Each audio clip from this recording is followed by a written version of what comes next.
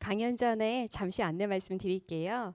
아, 저희 강연이 지금 대면으로도 이루어지지만 유튜브로도 송출이 되는 관계에 있어서 아무래도 유튜브로 시청하시는 분들은 질의응답 사항이나 이런 것들이 강연장에서 이루어지고 원활히 이루어질 수 없을 것 같아서 혹시 오늘 강연하시다가 질문하실 사항이 있다든지 그런 거 있으시면 저희 세종시에 있는 유튜브 채널에 채팅방에 간략하게 올려주시면 저희가 한 3개 정도 그 질문거리를 좀 이따 5시 30분 강연 후에 우리 소장님께서 좀 답변 응답한 시간 가질 수 있거든요. 그래서 그 부분은 미리 사전에 양해 부탁드릴게요. 예. 그리고 오늘 강연인 미리 말씀드렸던 것처럼 50분에 한해서 진행되도록 미리 사전 접수해서 지금 들어오신 분들만 강연을 합니다. 예. 방송 시간 알려주시면 진행하겠습니다. 감독님. 예, 안녕하세요. 저희 정책 아카데미 11월의 2번째 주 오늘 진행하게 되었습니다. 오늘 2번째 강연인 저희가 명사 특강으로 어렵게 모신 분이신데요. MBC 방송이나 EBS 방송국 통해서 학부모님들이시라면 한 번쯤은 뵌 분이 아니실까 싶습니다. 오늘 강연을 해주실 분은 이병훈 교육연구소에 계시는 소장님이신 이병훈 소장님이십니다. 앞으로 모시겠습니다.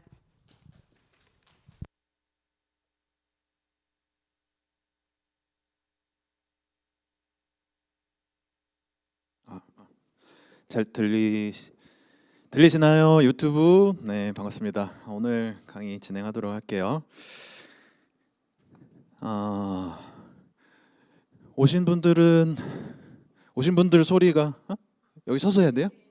네. 어머나. 네. 얼음 여기서. 알겠습니다. 강의 내용이 굉장히 많은데 그걸 다 뭐 이렇게 최대한 설명을 드리려고 그래요. 그리고 여기 오신 분들은 상태를 보니까는 이제 영유아에서 잘 해봐야 초등 어머님 위주인 것 같습니다. 맞으시죠? 아니에요? 좋아요. 네. 좋습니다. 그래서 영유, 초, 중, 고까지 넘어가지는 않으실 것으로 보입니다만 청중 50분 정도랑 유튜브 시청자분들께 강의를 진행할 예정입니다. 코로나 시대 때문에 라이브 강의를 굉장히 많이 하고 있는데요. 이런 하이브리드 강의는 또 처음입니다. 이게 그래서 고정돼서 카메라 때문에 가만히 강의를 해야 되게 됐네요. 좋습니다. 자, 레이저 포인터 잘 보이시나 모르겠습니다. 학교는 이렇게 서울과학고등학교하고 서울대학교 기계항공학부 졸업했습니다. 이거 보여드리면은 대부분 분들이 이공계를 공부했는데 왜 다른 직업을 가지고 있느냐, 요거 많이 물어보시더라고요. 근데 어머님들 아시겠지만 사주팔자는 어쩔 수가 없습니다. 제가 놀라운 사실은 어릴 땐 몰랐는데 얼마 전에 봤더니 제가 말을 하면서 먹고 사는 직업을 하게 된다라고 나와서 깜짝 놀란 적이 있어요. 참 신기하죠? 근데 제 동생은 그거를 굉장히 의아해합니다. 지금까지 제가 16년 동안 이런 일을 하고 사는데 제 동생은 굉장히 깜짝깜짝 맨날 놀래요. 왜냐하면 제가 청소년 시기에 말을 잘하는 쪽, 말을 많이 하는 쪽에 전혀 속하지 않았거든요. 그러니까 여러분 자녀분들의 능력이나 재능이나 어떤 것들을 발휘하는 걸 관찰하실 때도 꼭 뭐 청소년기에 모든 게 다 나오고 그걸로만 평생을 산다라고 단정 짓지 마시고요. 아이들의 가능성에 대해서 많이 북돋아 주시면 좋겠다 이런 생각이 듭니다. 그 다음에 여러 가지 스타트업이라든지 서울시 교육청, 한국교육개발원, 조선에듀 등등과 일을 했고요. MBC 공부가머니 여러분들 많이 보셨어요? 1년 동안 고정 패널로 활동하면서 50회 가량의 방송 중에서 딱 3번 빠지고 47회 출연하곤 했습니다. 그래서 어머님들 자녀분들도 공부가머니에 나온 아이들처럼 좋은 솔루션 받을 수 있도록 오늘 강의할게요. 먼저 플래너입니다. 왼쪽에 있는 플래너가 보통 학생들이 많이 사용하는 공부 계획표고 오른쪽이 권장드리는 사용 방식인데요. 왼쪽을 보시면 뭐 글씨가 작아서 안 보일 수도 있습니다만 이게 대부분 아이들한테 계획자라 그러면은 투두 리스트를 하는 경우가 많아요. 예를 들면 뭐 센 수학 풀기, 학원 숙제 하기, 그다음 학교 수행 평가 준비하기 이런 식으로 짜지. 센 수학을 내가 몇 페이지를 풀어볼 거고 몇 시간 정도를 투여할 거고 그러고 나서 내가 뭐 오답 노트를 어떻게 쓰겠다 이런 분량과 시간과 방법까지 쓰는 아이는 제가 본 적이 없습니다. 아무리 상담해봐도 대부분은 투두리스트예요. 근데 왼쪽처럼 쓰는 거는 이 스터디 플래너라고 보기가 어렵고 그냥 어머님들 할 일 적기랑 다를 바가 없죠. 그렇죠? 그래서 그런 플래너 사용 방법보다는 오른쪽처럼 내가 무엇을 하고 얼만큼 하고 얼마 동안 하고 마지막으로 어떤 방법으로 공부하고를 다 같이 한번 적어보는 게 굉장히 의미가 큽니다. 영어 단어장 외우기라고 쓰지 말고 영어 단어장 몇 페이지 외우고 이 정도 외우려면 내가 자기 측정해 보니까 어느 정도 시간이 걸리고 그래서 그 시간을 투자해서 공부를 하되 손으로 쓰면서 외울 거다. 입으로 말하면서 외우겠다. 영어 단어장을 최종적으로 만들겠다 등등 방법까지 분량, 시간, 방법까지 함께 쓰는 게 실제 스터디 플래너라고 보시면 되겠습니다. 아이고. 그런 다음에 오른쪽은 뭐냐면요. 오른쪽 플래너 중에 왼쪽에는 분량이라든지 시간 같은 걸 쓴 거고 오른쪽 페이지는 그날 공부한 걸 토대로 꺼내서 출력해서 써보는 겁니다. 마치 여러분들 아침에 뭐 드셨어요? 하면 갑자기 생각이 안 나죠. 그거랑 비슷하게 자기가 공부한 내용에 대해서도 꼭 출력해서 써보는 과정. 그 내용에 대해서요. 뭐 공식이다 유도해 볼 수 있고 영어 단어다 그러면은 외웠던 단어를 써볼 수도 있고 과학에서 그래프를 공부했다. 그래프를 책을 보지 않고 쓰는 겁니다. 오른쪽은 그래프를 그려가면서 내가 얼마나 완성도 있게 입력했는지를 출력해보는 연습이 굉장히 효과적이에요. 근데 저런 거 하는 경우는 거의 없죠. 그렇죠? 왼쪽 페이지만 대부분 스터디 플래닝에 사용을 하죠. 그래서 꼭 스터디 플래너를 구입하지 않으셔도 노트를 하나 사세요. 노트를 사서 왼쪽 페이지에다가는 무엇을 얼만큼 얼마 동안 어떤 방법으로 하겠다를 쓰고 그날 공부를 열심히 했으면 오른쪽 페이지에다가 꺼내서 그날 공부한 내용을 되새겨보는 과정을 권장을 드리겠습니다.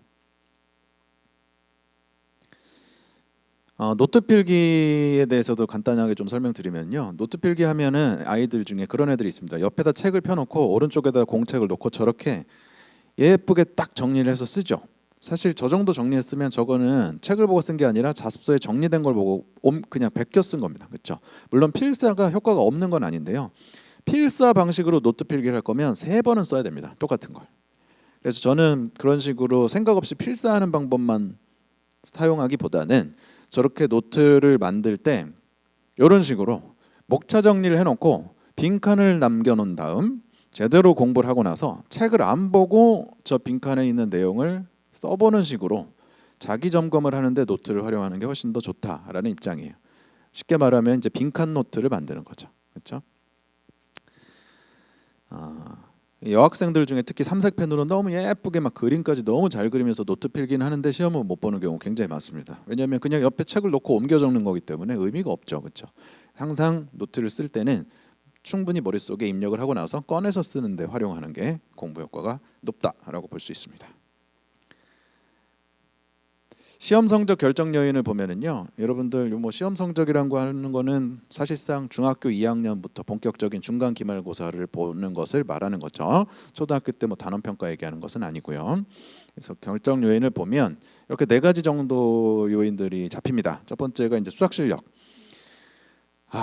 여기 잠깐만 청중분들 한번 여쭤볼게요. 손 들어서 한번 보겠습니다. 제가 카메라 보시는 분, 유튜브 보시는 분들한테 제가 말로 설명드릴게요. 지금 영유아이신 분, 자녀가 없으시고 초등이신 분, 초등 많이 오시고 중등도 계세요? 초중등이 대부분이십니다. 유튜브 보시는 분들 오늘 청중은 초중등 엄마가 제일 많이 오셨고요. 아버님도 조금 섞어 계십니다. 초중등 어머님들이 나중에 고등학교 아이를 보내고 나서 몇 가지 초중등 때에 대한 후회를 하는 거를 미리 말씀드려 볼게요. 그럼 여러분들은 그거를 이제 방지하실 수 있겠죠. 첫 번째 후회하신 분들이 뭐가 있냐면 초등학교 때 놀렸대요. 아이를 자유롭게 자기 비교과 활동 같은 거 열심히 하고 탐구대, 토론대, 발표대 이런 것만 나가고 그렇죠? 교과 공부에 대해서 그렇게 밀어붙이지 않았다가 중학교 와서 내신 시험 망하고 노선을 바꿨다는 엄마들 굉장히 많습니다. 그렇죠? 초등학교 때 그렇게 노선을 정하셨으면 중학교에서도 유지하셔야 되는데 중학교 때 교과 성적이 나오면 갑자기 엄마가 열이 받으면서 그때부터 노선을 확 바꾸고 막 학원에다 밀어 넣는 어머님들. 첫 번째 시행착오 케이스고 두 번째 중학교 때까지 그냥 제 진도만 공부를 해서, 물론 제가 선행학습을 권장하는 건 절대 아니고요. 제 진도만 공부를 시켜서 고등학교에 보냈더니 진도가 밀려가지고 다른 애들 벌써 2번 3번 보고 온 애들을 쫓아갈 수가 없다. 이게 또 두 번째 후회입니다. 중학교 어머님들의 고등학교 보냈을 때의 후회. 어떤 과목 얘기겠어요? 수학이죠, 그렇죠? 수학을 과도하게 선행하는 건 상당히 문제기는 해요. 예를 들면은 가장 심각한 경우 대치동에서는 초등학교 3학년이 고등학교 수학을 배우는 경우도 봤습니다. 그렇죠? 너무 심하죠, 그것죠. 그렇죠? 근데 초등학교 고학년쯤에 고등학교 수학 공부하는 애들은 제법 많이 볼 수 있었고요. 중학교 때 고등학교 수학을 안 보는 애를 찾아보기가 더 어려울 정도입니다. 저는 권장드리는 예습 스피드는 한 학기에서 1년 이상을 넘지 않는 것을, 보편적인 아이들한테. 왜냐하면 그게 넘어가면 이해가 잘 안 되는데 문제를 억지로 외우면서 풀면서 수학에 대한 두려움이 더 많이 쌓이거든요. 알아지는 게 아니고. 그래서 6개월에서 1년 이상은 선행하지 않는 것을 권장드리고 있습니다만, 실제 현실을 보면은 말도 안 되게 2년, 3년, 4년씩 선행하는 경우들도 흔히 볼 수가 있죠. 그걸 왜 하느냐? 고등학교 수학 보내보시면요, 그러니까 중학생까지만 첫째를 키워보신 어머님들은 고등학교 때 수학 학교에서 배우고 시험에 대응하는 게 얼마나 고역스러운지 잘 모르세요. 중학교 수학하고 전혀 판이하게 다릅니다. 난이도도 물론 높고, 문제의 난이도도 높고, 내신에서도 킬러 문항이라고 부르는 어려운 문항이 나오고, 일반적인 학교들도 대부분은 변별을 해줘야 되기 때문에 어려운 문제 안 낼 수가 없어요. 거기다가 진도도 상당히 빠르고, 사실상 한 2년 정도의 대부분의 진도를 다 나가니까 그거를 고등학교 올라가서 처음 배우는데 빠바바박 이해돼가지고 학교 수업만으로 대응이 된다. 그러면 걔는 IQ가 140대나 150대입니다. 그런 애들은 학교 수업만 가지고 바로 돼요. 근데 그렇지 않은 아이들이 훨씬 세상에 많기 때문에 그걸 학교 수업만 들어가지고 바로 된다? 중학교 때 한 번도 안 하고, 저도 못했습니다. 그렇게.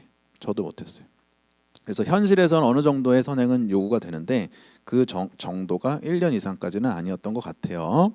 그러면 중학교 3학년 때 고등학교 수학 1학년 거 정도는 예습을 충분히 하고 가시는 게 맞습니다. 이게 현실적이에요. 그리고 희망을 드리자면 사실 고등학교 수학의 본격적인 시작은 고2부터예요. 수원수투부터 본격적인 고등학교 수학이지, 고등학교 1학년 수학은 사실 고등학교 수학은 아닙니다. 대부분의 내용을 중학교 때 많이 배운 거를 조금 더 심화 확장하는 거라서 고1 정도를 중3 때 예습하는 거는 그렇게 막 무리수가 들지는 않아요. 그런 수학을 준비하고 가느냐? 아니야, 뭐 선행이야 그러면서 고등학교 가서 그때 또 열심히 하면 돼 라고 했다고 후회하시는 어머님들 그렇게 많아요. 그 수학하고 두 번째 암기, 고등학교 보내보시면요 대부분 공부 축이 2개입니다. 그냥 수학이랑 암기 2가지가 점철돼 있다고 보시면 돼요.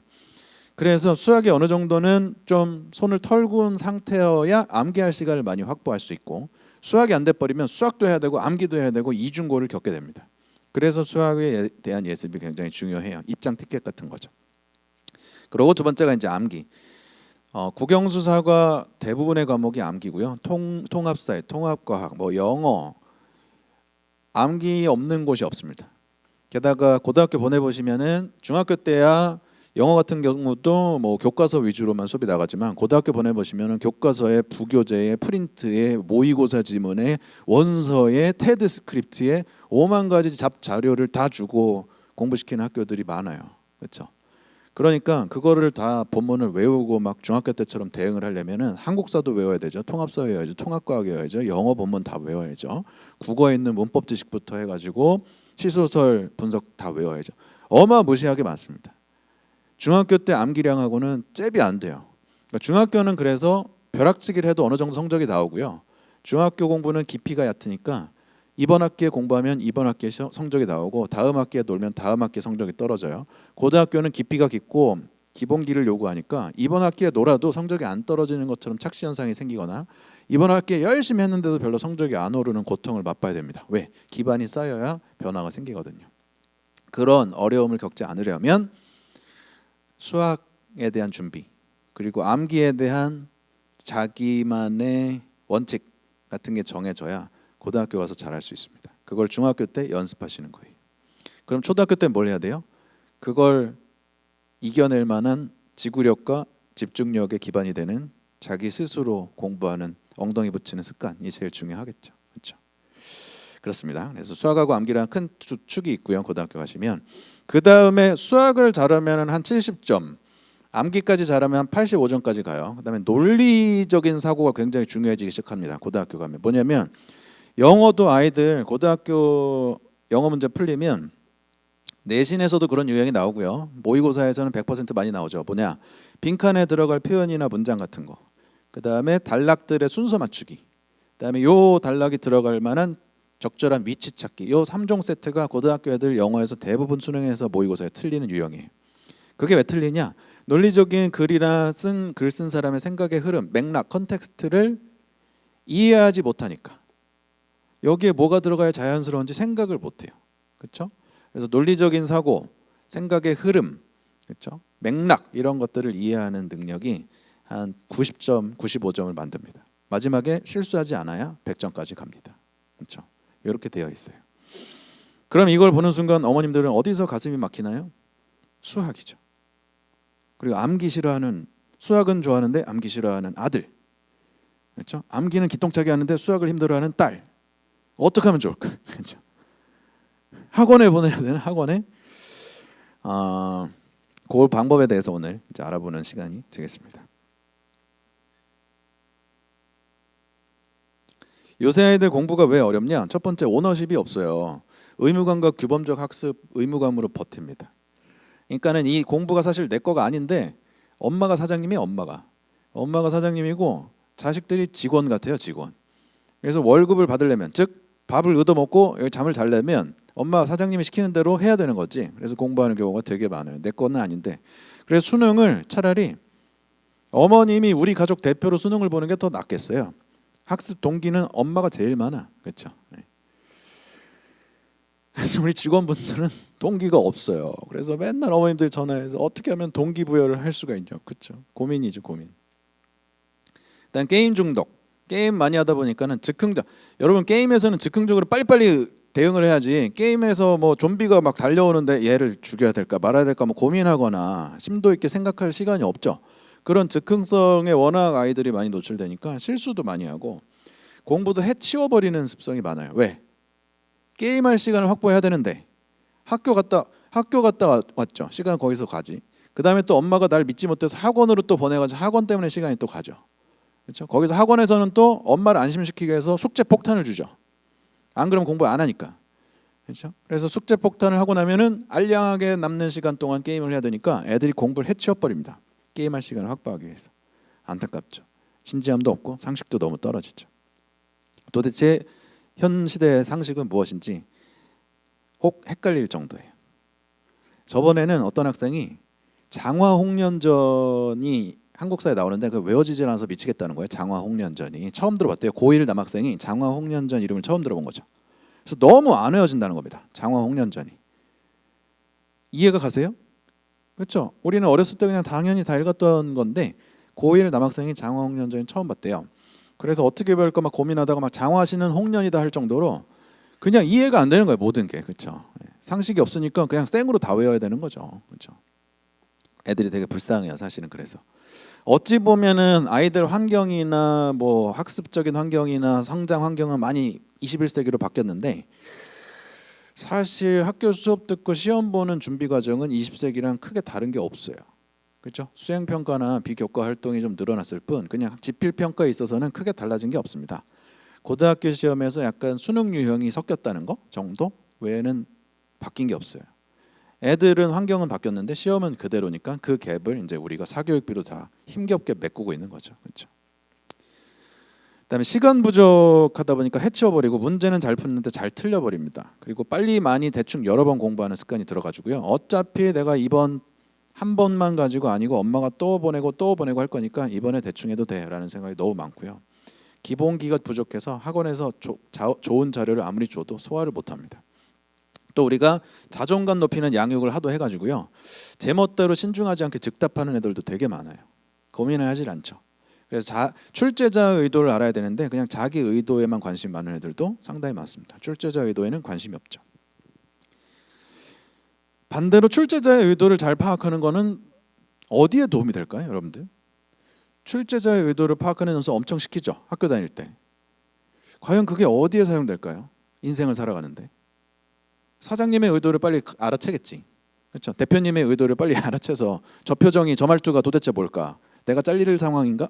정확하게 이해하는 데나 도움이 될 뿐, 출제자의 의도, 노관심 애들은. 앞으로 뭐 90년대생이 온다 뭐 이런 얘기도 있는데요. 여러분 2010년대나 2020년대생이 올 때는 얼마나 기기묘묘한 세상이 펼쳐질지 정말 기대가 됩니다. 그렇죠? 상식도 굉장히 부족해요. 소화하지 못하고 그래서 생으로 외워야 되는 경우가 상당히 많죠. 여러분들은 어휘에 대해서 어떻게 생각하시는지 모르겠습니다. 열심히 공부한다. 그렇죠. 열심히 공부한다의 열은 무슨 열일 것 같으세요? 뜨겁다는 뜻입니다. 심은 뭐 당연히 마음이죠. 그래서 열심히 공부한다는 거는 뜨거운 마음으로 공부하는 게 열심히 공부하는 거예요. 그러니까 엄마한테 혼날까 봐 학원에 가가지고 강제로 숙제 때문에 이렇게 공부하는 거는 아무리 오랫동안 해도 열심히 공부하는 건 아니죠. 열심의 반대말은 뭔지 아세요? 한심입니다. 한심, 차가운 마음. 그렇죠. 그러니까 우리는 어찌 보면 오랫동안 공부하고 있을지 몰라도 열심히 공부하기는 어려운 일일 수도 있어요. 그렇죠. 열심히 공부하는 거는 내 마음이 뜨겁고 벅차오르는 마음 때문에 밤잠 설쳐가면서 문제 하나라도 더 풀고, 그렇죠? 내용 하나라도 더 외우려고 노력하는 것, 그게 열심히 공부하는 것 같습니다. 우리 애가 어떻게 하면 그렇게 할까요? 그렇죠. 네. 요건 이제 실제 내신 문제 유형들이에요. 중학교 때 나오는 내신 문제들이거든요. 보시면은 서술형 굉장히 많죠. 배점 높은 서술형들. 그런 고민이 있으신 분도 많아요. 서술에서 다 깎인다고. 그렇죠? 서술 연습을 해야 돼, 걔는요. 아예 저런 식의 기출문제 유형을 살피고 저런 문제가 나왔을 때 어떻게 서술할 건지 자기와의 약속이 다 돼 있어야 돼요.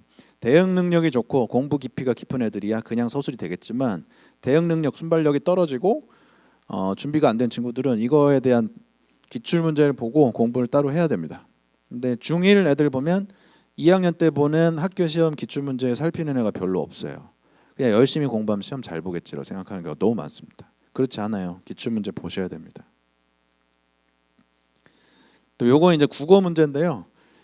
다 글과 라 시를 보고 기억에 들어갈 적절한 내용 같은 걸 쓰라고 합니다. 그렇죠? 추론 능력. 애들이 윗글의 사실과 일치하는 것, 그런 사실관계 이해 문제는 맞추는데요. 이런 식으로 추론하는 것, 거기에 써 있지 않은 것에 대해서 생각을 도출하는 걸 되게 힘들어합니다. 그렇죠? 사실 영어에서 빈칸 넣기, 순서 맞추기, 위치 찾기도 어떻게 보면 추론력과 연결됩니다. 이런 추론적 사고는요, 사실 초등학교 5학년부터 학교 수업에서, 교과서에서 요구합니다. 여기 적혀있지 않은 것을 생각 도출해내는 연습을 5학년부터 시키게 돼 있어요. 근데 그런 도출하는 추론 능력이 어떻게 자라나는가? 독서, 그렇죠? 책 안 읽고 생각이 깊어지지 않습니다. 만약에 학년이 올라가서 책 읽을 시간이 없으면요, 저는 그런 것도 많이 얘기해줘요.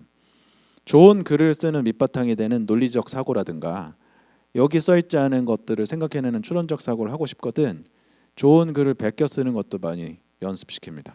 내가 뭐라고 중고생이 좋은 논설문을 쓸 수 있겠어요, 그렇죠? 차라리 잘된 글을 베껴 쓰거나 좋은 책을 읽었을 때 의미심장한 단락, 페이지를 베껴 쓰는 것부터 노력해야 될지도 모릅니다.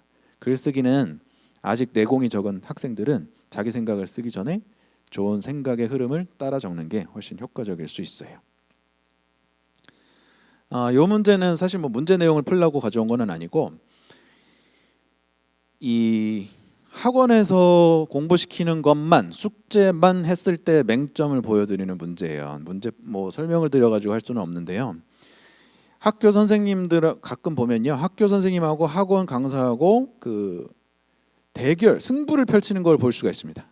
뭐냐면 학원에서 하도 학교에서 배우는 교재라든지 이런 걸 토대로 좋은 문제나 자료나 대비를 하도 시켜대니까 학교 선생님이 열받은 거죠. 그래서 어떻게 문제를 내냐면, 학원에서 모름지기 요 내용을 이렇게 가르쳐서 딸딸딸딸 외웠으면은 뭐 이 2번으로 답을 바로 갈 수 있는데, 문제 모양은 비슷해 보이지만 그런 식으로 2번을 쓰면 바로 틀리고, 사실은 수능처럼 지문 안에서 생각해서 풀으면 3번이 되게 쉽게 나오는 그런 식의 문제까지 나온 거예요. 이거는. 그래서 A 여고의 국어는 B 선생님이 킹왕 짱이다 해가지고 애들이 다 몰려가서 그 선생님 수업을 들었는데, 그래서 2번을 답으로 예를 들면 외웠는데 학교 선생님이 그 뒤통수를 딱 치는 거죠. 그런 식으로 외워서 풀면 다 틀리게. 이런 것도 요새는 내신에서 나옵니다. 여러분들 자녀분들이 나중에 진학할 고등학교를 선택할 때요, 여러 가지 감안을 하시죠. 뭐 용꼬리가 좋을까요? 뱀머리가 좋을까요? 이런 것도 고민하시죠. 그 전제는 뭐예요? 용꼬리를 뱀에다 붙이면 무조건 머리가 될 거라는 전제가 있죠. 근데 사실 현실에서는 그렇지 않은 경우도 많습니다. 용꼬리를 띄어다가 뱀한테 붙이면 머리가 아니라 목이나 막 꼬리가 되는 경우도 있어요. 학교 선택할 때 뭐 용꼬리냐 뱀머리냐 뭐 이런 거 선택부터 시작해서 공학이냐 단성이냐 이런 것도 보시고, 그렇죠? 면학 분위기가 좋냐 아니냐 이런 것도 여러 가지 감안하시는데, 정말 감안할 것 중에 하나가요, 내신 문제 어떻게 나오는지 패턴도 보셔야 돼요. 도대체 이놈의 학교가 영어 내신을 모의고사보다도 어렵게 내는 학교도 있습니다. 모의고사 정도로 내는 학교도 있고 모의고사보다 훨씬 쉬운 학교도 있어요. 그러면 우리의 영어 실력, 수학 실력, 국어 실력을 감안했을 때 어떤 학교에 가는 게 득점하는 데 좋은지 내신 출제 유형도 살피셔야 됩니다. 특히 서울대 때문에 지금 난리 났죠. 알고 계시죠? 서울대가 정시에서 내신 반영한다는 사전고지를 때리는 바람에 지금 난리가 났습니다. 정시는 수능만 잘 보면 가는 줄로 생각했는데 내신까지 반영한다고 하니 이제 그러면 공부 너무 빡센 학교는 안 가는 게 좋지 않은가? 라는 생각들이 지금 점점 퍼지고 있죠. 그리고 서울대 그런 발표가 여러 대학으로도 확산될 것이다라는 예측도 되게 많이 하고 있고, 그렇죠? 그럴 때일수록 저는 생각을 2번 하셔야 된다는 말씀을 드리고 싶어요. 뭐예요? 정시에서도 내신이 반영되니까 내신 따기 쉬운 학교로 가야 된다라는 생각은 여러분만 하는 게 아니라 옆집 어머님도 하세요. 그러다 무슨 상황이 생겨? 내신 따기 쉬운 학교에 프로들이 모이는 거야. 거기에 김프로, 박프로, 이프로가 다 글로 모이는 거야.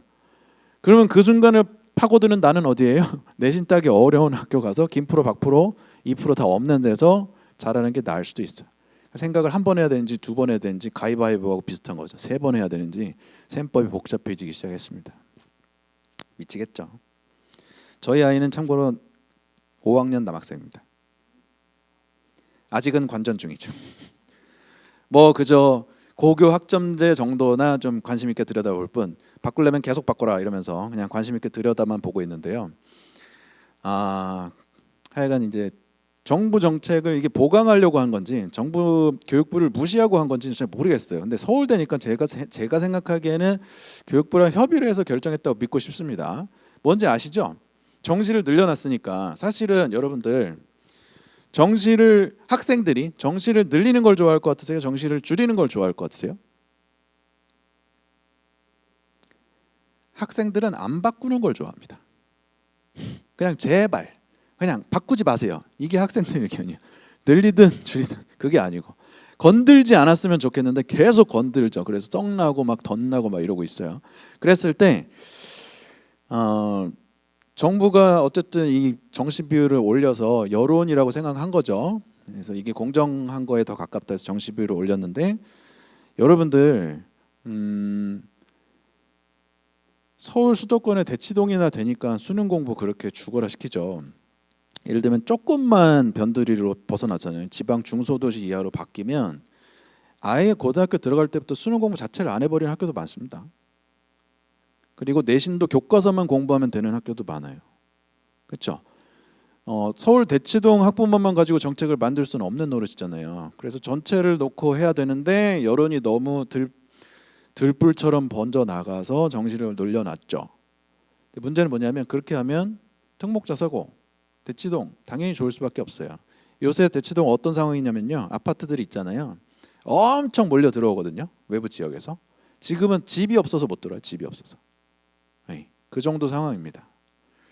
그거를 해소하려면 어떻게 해야 되겠어요? 그렇게 몰려드는 게 손해여야 되죠. 그잖아요. 특목자사고 가는 게 손해여야 그렇게 몰리지 않을 거 아닙니까? 그러니까 정시에다가 내신을 때려버린 거죠. 그렇죠? 앞으로 어떻게 될지 참 고민입니다.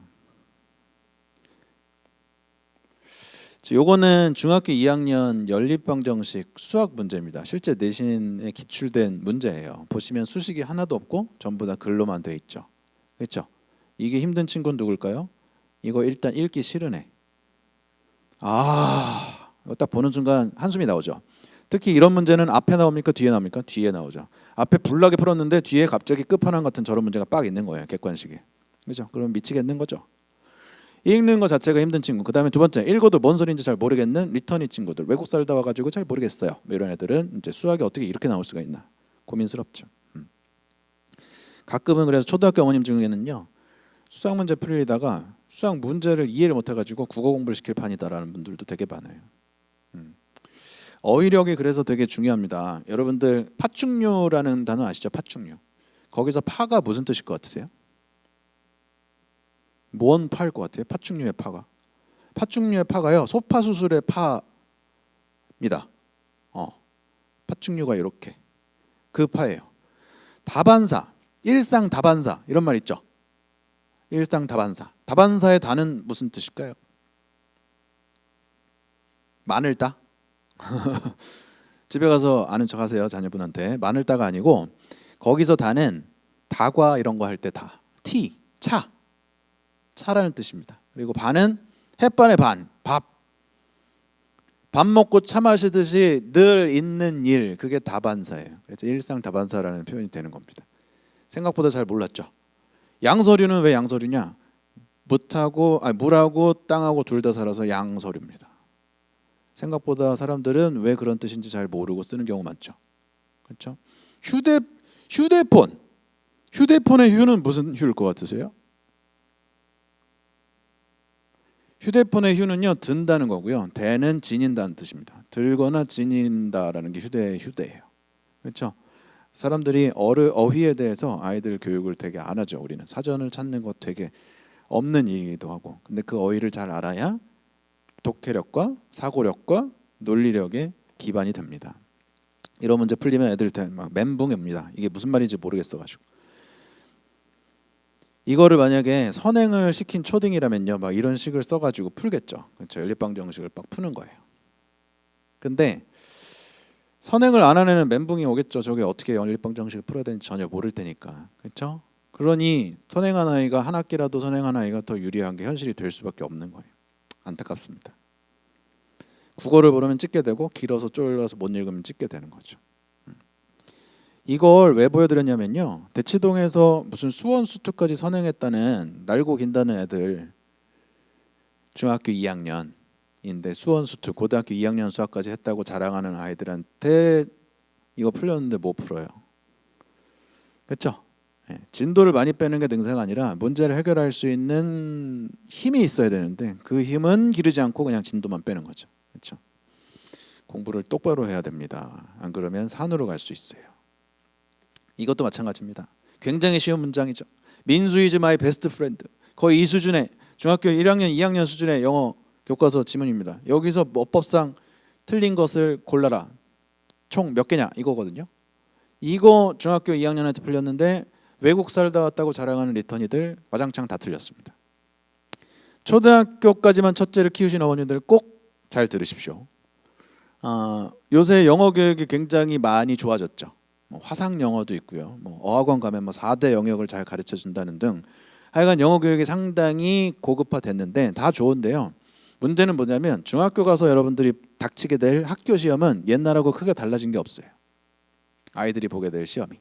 그래서 초등학교 때 아무리 멋지게 그래머 배우고 터프하고 터셀하고 뭐 이것저것 해도 중학교 2학년 때부터 보는 내신 시험에서 투부정사, 동명사, 분사, 시제, 태, 조동사, 문장 형식, 구화절, 가정법, 관계사 그런 거 모르면 그냥 틀리게 돼 있습니다. 그렇죠? 이거 간단한 것도 아이들이 틀린다니까요. 외국 살다 온 1, 2년씩 주재원으로 갔다 오신 자녀분들도 몰라요. 문법 공부 똑바로 하셔야 됩니다, 자녀분들. 그래서 초등학교 말쯤 됐을 때는요, 이제 멋진 영어에서 된장 영어로 다시 돌아오셔야 돼요. 안 그러면 중학교 가서 멘붕 오십니다. 굉장히 많이 봅니다. 그렇죠? 게다가 중학교 1학년이 자유학기제라서요, 그런 사태의 심각성을 느낄 일이 별로 없죠. 자유학년제 통해서 중학교 1학년이 초등학교 7학년이 됨으로써 사태 심각성이 계속 유예되는 거예요. 사실 잘 생각해 보세요. 중학교 성적도 사실은 많이 유예시켜 놓은 겁니다. 여러분 중학교는 지금 절대평가예요. 그렇죠? 절대평가이기 때문에 내가 상대적으로 막 어느 정도 되는지 프로그램으로 통계적으로 돌리지 않으면 사실 잘 몰라요. 그냥 A, B 이런 거에 만족하고 살게 됩니다. 그러다 갑자기 한 방에 얻어맞는 게 언제예요? 고등학교 1학년 때 전국 단위 모의고사 보면서 내가 헛공부했구나 하는 걸 그때 알게 돼요. 예전 같으면 여러분들이 국민학교 다니시면서 초등학교 1, 2학년 때부터 상대평가의 고통을 느꼈다면 지금은 그게 고등학교 1학년으로 유예돼 있어요. 뭐 행복하게 사는 데는 훨씬 더 도움이 됩니다. 그게 실제 아이들이 중학교 1학년 학교 가면서 굉장히 행복하다고 합니다. 근데 그러면은 고등학교 3학년까지 행복해야지. 근데 중2부터는 불행이 찾아와. 그리고 어머니들이 막 학원 뺑뺑이를 막 돌리기 시작하고, 그렇죠? 되게 마음이 아픕니다. 그 학원 뺑뺑이의 출발점 영어는 문법 공부 제대로 안 해서입니다. 백발백중입니다. 네. 공부시키셔야 돼요. 제가 이렇게 하니까 마치 공부 제일주의자처럼 비춰질까 봐 마음이 아픕니다. 네. 저도 그렇게 생각하고 있지는 않아요. 근데 하는 방법을 알려드리려니까 어쩔 수 없습니다. 영영풀이가 잘못된 것을 모두 고르면 2개라고 써 있죠. 그죠? 일단 아들들은 여기서 뭐에서 틀립니까? 하나 고르고 틀려요. 네. 그러고 분명히 2개를 쓰라 그랬잖아. 근데 하나 쓰고 틀려요. 네. 그게 아들들 특징이에요. 그래서 여러분 자녀분 집에 아들만 있으신 분, 우리 집에 아들밖에 없다. 이런 분들은 참 안타까운 분들입니다. 기력이 되시면 딸을 한 명 더 낳으시든지 아니면 아들만 계속 데리고 가실 거면 운동도 하시고 비타민도 드시고 그렇죠? 행복한 생각 많이 하시고 아버님하고 잘 지내셔야 돼요. 그러면 여러분한테 절대로 효도할 가능성이 없다고 생각하시면 됩니다. 여자친구한테 효도하죠. 그렇죠? 아들만 두신 분들 조심하세요. 맨날 뭐 안 배웠어요, 안 받았어요, 맨날 그러고 앉아 있죠. 맞다, 맨날 그러고. 아들들. 저도 아들 하나만 있습니다만 참 속이 터지죠. 특히 느린 아들 더 터지죠. 양말 신으시고 등교하시는데 한참 걸리는, 그렇죠? 샤워장까지 가는데 한참 걸리는 아들 두면요 정말 이루 말할 수 없는 화가 올라오죠. 코로나 덕분에 또 학교도 잘 안 가가지고 미치겠죠. 그렇죠? 그래서 최근에 저는요 개인적으로 컨설팅이 아니라 심리 상담 센터를 열었습니다. 코로나로 쌓인 울분, 화를 힐링해 드리는 어머니 상담소를 열어야 될 판이에요. 진짜 마음이 안타깝습니다. 여러분들 자녀분들 코로나 하면서 아이들 게임도 많이 하지 않으세요? 아이가 특히 아들들 게임 많이 하면 여러분은 어떻게 하세요? 같이 하시는 분 계세요? 같이 하셔야 됩니다. 유튜브 보시는 분들 아들내미가 게임을 하잖아요. 어머니 같이 하셔야 돼. 왠지 아세요? 엄마가 같은 게임에 들어와 있잖아요. 일단 긴장돼서 함부로 욕을 한다든지 쉽지 않습니다. 그렇죠? 엄마랑 같이 아바타가 막 뛰어다니는데 거기서 막 채팅창에 욕하고 그럴 수가 없어요. 그렇죠? 두 번째는 아이들 입장에선 특히 남자애들 입장에선 그 게임이 상당한 퀄리티 월드, 자기가 굉장히 만족스럽고 좋아하는 그 부분인데 그거에 시간을 쓰는 퀄리티 타임을 방해하는 회방꾼이냐, 거길 지지해주는 우리 편이냐, 피아식별에서 어머님이 적군이 되시면은 공부에 대한 말이 안 먹히기 시작해요. 그래서 우리 편이구나라는 아군 인식을 심어주기 위해서는 같은 게임을 하셔서 몰입해 주시는 경험이 굉장히 중요합니다. 뭐 중학생쯤 되면은 엄마가 싫겠지. 하지만 초등학교 고학년이면 같이 해주시는 게 베스트예요. 저희 집에 있는 그분께서도 저희 아들하고 게임을 같이 시작했습니다. 코로나 하면서. 처음엔 정말 거의 그 아바타가 발가벗고 다니는 수준이었거든요. 지금은 5만 가지 아이템을 장착하고 무슨 팻까지 달고 다녀가지고 난리가 났습니다. 그렇죠? 근데 그렇게 하니까 장점이 뭐예요? 말이 먹혀요. 밥 먹어야 된다. 이제는 숙제할 시간이다. 라는 것들이 잘 먹힙니다. 그렇죠? 그래서 하시라는 거지 뭐. 그게 무슨 게임이 재밌겠어요, 엄마가. 그렇죠? 말씀드렸어요. 그리고 요거는 왜 보여드리냐면 이제 보세요. 문법이 이런 식으로도 사용되기 때문에 문법 공부 계속 입이 닳도록 말씀드립니다. 저기 scared라고 되어 있는 게 틀린 거거든요. 왜냐하면 to make someone feel frighten이면요 능동이죠. 근데 scared는 수동이죠. 뜻이 전혀 말도 안 되게 써 있지 않고요. 저런 식으로 능동수동이라든지 밑에 있는 5번은 apologize면은 동사죠. 뜻은 something that you say니까 명사죠. 이런 식으로 품사가 갈라진다든지 문법적으로 달라진다든지 전혀 잘못된 의미를 엮어놓는 게 아니라 의미는 그럴싸한데 문법적으로 틀리게 해가지고 답을 고르게 하는 문제들이 나와요. 영영풀이에서조차. 그러니 문법적인 보는 눈이 없는 애는 이거 그냥 다 맞는 것 같이 보인다, 이건 얘기입니다. 안타깝죠, 문법. 요거는 이제 중학교 건 아니고요. 고등학교 가면 이 정도 수준이 나옵니다. 저렇게 긴 지문을 주고 밑줄을 10개씩 치고 저기서 문법상 틀린 거 3개를 골라서 고쳐 쓰시오, 이런 거 나와요. 그리고 왼쪽 거 보시면 저렇게 긴 지문을 보고 저기 주어진 조건과 단어를 이용해서 주제문을 쓰시오, 막 이런 거 나옵니다. 라이팅 하기도 힘든데 문법적으로 틀리면 감점까지 빠바바박 다 당하죠. 그렇죠? 이런 식으로 끊임없이 아이들 문법. 고등학교 학교 내신 시험 중에 좀 쉽게 나오는 학교들이 어법 문제 객관식으로 고르는 정도, 그리고 빈칸에 단어를 써서 라이팅을 완성시키는 정도로 나오고요. 어렵게 나오면 이렇게까지도 나옵니다. 그러니 만약에 영어 실력이 그렇게 높지 않은 여학생인데 여고에 가서 그 여고가 이런 식으로 내신 나온다는 거 알면 이 여고는 피하는 게 낫겠죠. 그렇죠? 그래서 학교 선택하실 때 내신 패턴도 보셔야 된다는 얘기입니다. 그런 게 있었어요. 아이들 이렇게 전국에 있는 아이들 내신 시험지 이렇게 보고 공부하는 방법 이야기 나눌 기회들이 많은데요. 보면 내신 시험이 극도로 쉬운 학교들이 있습니다. 뭐 서울 시내에도 있습니다. 뭐 지방으로 갈 필요도 없이요. 서울 시내에서도 내신 난이도가 천차만별이에요. 그러면 그런 아이들하고 내신 시험이 어려운 동네 아이들하고 극명한 차이가 뭐냐면, 내신 시험 쉬운 동네 사는 애들은요, 학교에서 내신 따기 쉽다라고 보여질 수 있는 아이들은 보고 있는 문제집도 아주 쉬워요. 그렇죠? 뭐 센 수학 정도도 필요 없다고 합니다. 그냥 뭐 라이트센, RPM 정도나 그보다 더 쉬운 책만 봐도 학교 시험을 맞춘다고 만족하고 있어요. 그럼 문제가 뭐냐? 내신은 어떻게 따겠지. 문제가 쉬워서. 근데 수능 최저를 못 맞추죠. 지방에 있는 아이들이요, 아무리 뭐 서울대에서 직윤회를 뽑아주려고 하고 막 애를 써도 지방에 있는 학교 전교 1등을 하는데 수능 최저, 서울대 수능 최저를 못 맞춰가지고 우수수수 다 떨어지니까 직윤에서 뽑아주고 싶어도 막 떨어지는 거예요. 그래서 서울대가 이제 직윤의 수능 최저까지 막 완화하고 있죠. 그럴 판입니다. 학교 시험이 쉬운 게요, 꼭 축복만은 아니에요. 아이들이 결국 수능 볼 때 있어서 학교 시험이 너무 쉬웠던 바람에 수능에 대한 체질이 전혀 올라오지 않는 경우 위험할 수도 있습니다. 수능이 아예 폐지되지 않는 한. 그렇죠? 잘 생각하실 문제. 아무리 학교 시험이 쉬워도요, 공부는 심화해서 열심히 하셔야 돼요. 영어도요, 고등학교 가시면요, 패러프레이징 뭐냐면 문장을 다 표현을 다 뒤바꿔놔요. 교과서 지문에 있는 내용이 그대로 내용이긴 한데 문장 표현이 다 바뀌어가지고 영어 실력이 있는 애는 문장 표현을 바꾸든지 말든지 상관없이 푸는데, 영어 실력은 없고 학원에서 그냥 그 교과서 지문만 가지고 달달달달 훈련시킨 애들은 와장창 다 틀리게 됩니다. 그렇죠? 그러니까 다시 한번 또 반복되는 거예요. 우리 애가 만약에 영어 기본기가 없는데 저렇게 문장 표현이 다 바뀌어지는 학교 내신 시험에 대응해야 돼. 어렵겠죠.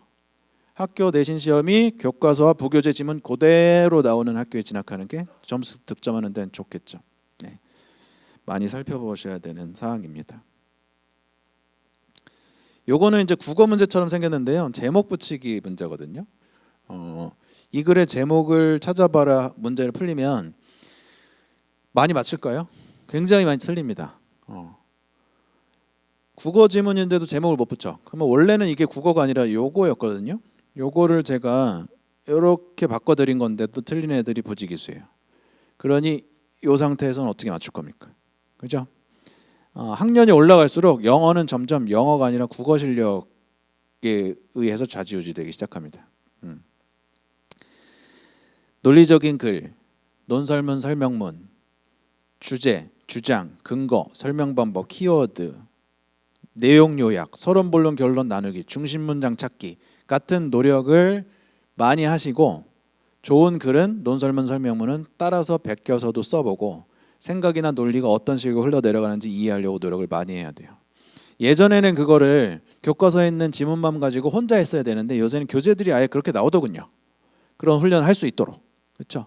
그런 노력이 당장 문제를 푸는데 무슨 도움이 될까 싶겠지만 결국 이런 식으로 주제나 제목 찾는 논리적인 흐름까지도 영향을 주게 됩니다. 안 배워서 틀린 것일까? 기본기가 없는 것일까? 스윗 애프터 비터. 스위트가 앞인가요? 비터가 앞인가요? 비터가 앞이죠? 스윗 애프터 비터니까 그렇죠. 비터가 앞이고 쓴 게 앞이고 스위트 단 게 뒤죠. 이해되세요? 하드워크 페이스 오프. 열심히 힘들게 노력하는 게 보상이 되는 거죠. 그렇죠? 앞에가 해가 힘든 거죠. 고생을 먼저 하는 거죠. 3번 pain follows pleasure면요. 페인이 플레저를 따라가는 거죠. 플레저가 앞에 있고 뒤에 페인이 따라오는 거죠. 힘든 게 뒤야 얘만. 이해되세요? 4번 에이프릴 샤워가 메이 플라워를 가져온다. 고생이 있어야 나중에 좋다라는 얘기죠. 4번도. 5번도 터널 끝에 빛이 있다. 힘든 게 앞에 있어야 뒤에 좋다는 거죠. 3번만 앞에 좋으면 나중에 고통이 찾아온다는 뜻이죠. 이해되세요? 무슨 말인지? 요거 남고에서 나온 남중에서 나온 내신 문제인데요.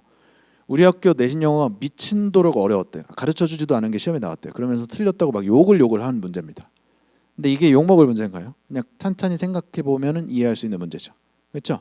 결국에는 아이들이 학원 보내놨더니 학원 숙제만 공부하고 그 이상 생각하지 않아요. 게다가 공부하는 방법에 대해서 고민하지 않죠. 학원 교재가 잘 돼 있다 보니까. 자기가 고민하지 않고서는 결코 고등학교 때 성적 나오지 않습니다. 이건 이제 상식 부족이죠. 그린피스에 관련된 내용인데요. 옳은 내용을 골라라예요. 갑, 을은 제대로 골랐는데 정을 보시면 시민단체가 다른 시민단체나 국가 연대에서 환경보호운동을 펼치기도 한다. 틀렸나요? 큰 틀림이 없죠. 근데 얘는 어떻게 시민단체 따위가 국가랑 연대할 수 있냐면서 틀렸다고 해가지고 틀린 겁니다. 상식이 너무 부족해서. 실수 어떻게 할까? 이거는 설명하기가 힘드네. 네, 이건 넘어갈게요. 그래서 시험 잘 보시려면요. 이 5가지의 밸런스가 되게 중요합니다. 할 수 있다. I can do it 그게 아니고요.